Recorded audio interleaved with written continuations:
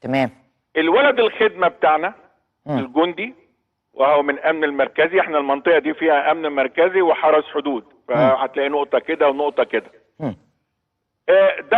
فدخل وراه لانه ده جندي مهمته انه بيأمن حدودك. نعم. ضد اي حاجه، تسلل، هجوم، تهريب، اي حاجه. وبالتالي اندفع وراه. ده الساعه كام؟ 4 الصبح. تمام.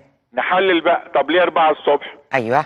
لان 4 الصبح عشان هيعبر الساعتين دول، يقطع في السلك، يعدي الناحيه الثانيه، الدنيا ضلمه، ابراج المراقبه ما تشوفوش.